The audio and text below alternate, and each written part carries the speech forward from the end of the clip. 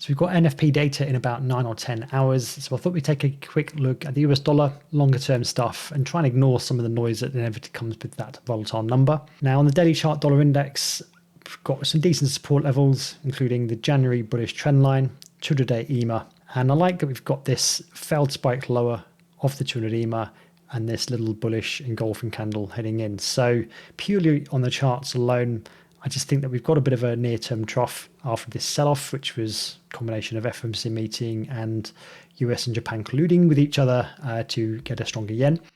Near term, I don't think we're at an imminent risk of another intervention. And if we get even a slightly interesting number or decent-ish or okay number for NFP today, then I think we have a trough here. We could be looking for a retracement as we get into next week.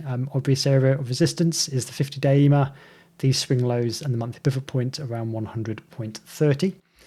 Beyond there, though, I've just still got a feeling that this is a corrective move against a much bigger downtrend. The question being, have we finally seen the end of that correction? Possibly.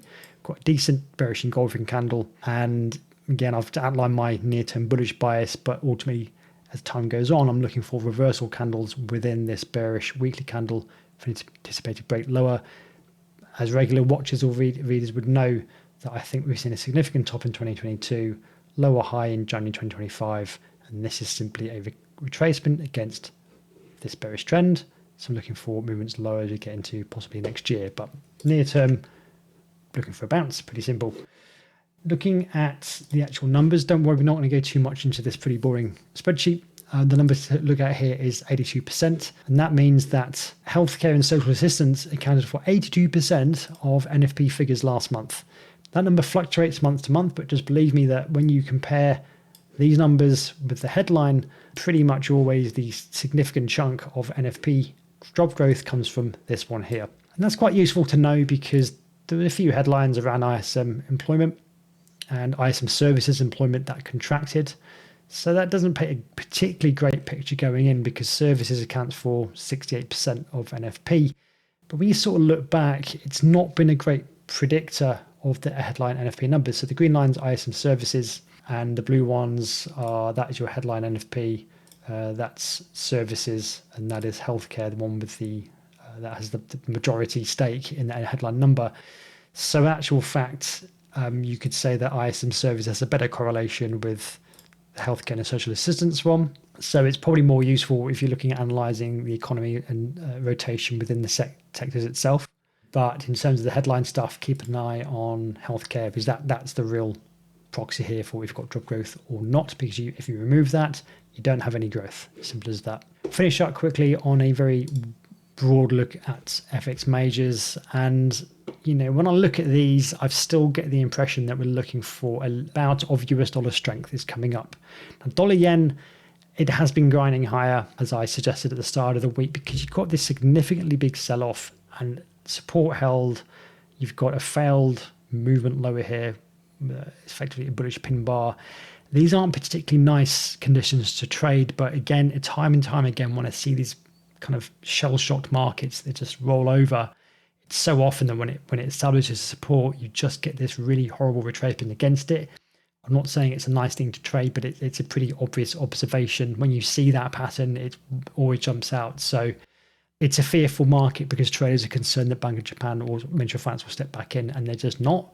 So at the moment, I think it's probably going to be allowed to drift higher, possibly towards 160, 159 at least. Dollar Swiss is probably one of the cleaner ones. If we do get a decent print, Dollar Swiss looks pretty good to me. Uptrend, it's held support around that January high. Bullish engulfing candle above the 10-20-day EMA. To me, that looks like dips within yesterday's range. Looks decent, I think, as we get into next week. Aussie dollar, it's probably not one of the best shorts, but it does look like it's topped out of the near term. I think as we get into next week, maybe we'll be pulling back to 70 cents. Pound dollar is interesting because you've got this really decent movement higher, but it is a lower high relative to this one. Got bearish engulfing candle, kind of a shooting star, not quite, but a lower high, and momentum could potentially retrace. Not a significant move, but maybe back towards the 10 and 20-day EMAs. I like the very nearly bearish outside day on the euro. Again, maybe it's going to trace back.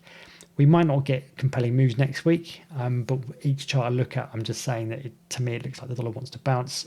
Dollar CAD, nice trend up here, bit of a pullback. I don't know whether this is going to continue low or higher looking at this chart alone, but we do have the March and January highs. We've got an attempt to hold above 140.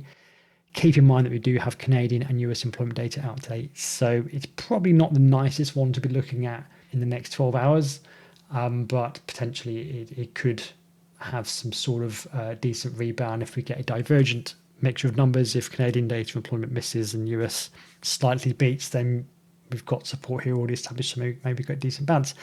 Need to get NFP numbers out of the way first, of course, but the main point of the video is I think we're probably looking for a dollar bounce as we get into next week. Unless the numbers are completely tragic, then we can forget that. We can then revert back to the more bearish case and from the weekly time frame where we get a break of this trend line and break below 99 and whatever. As always, hope that's useful. Wish you the best of luck with your trading.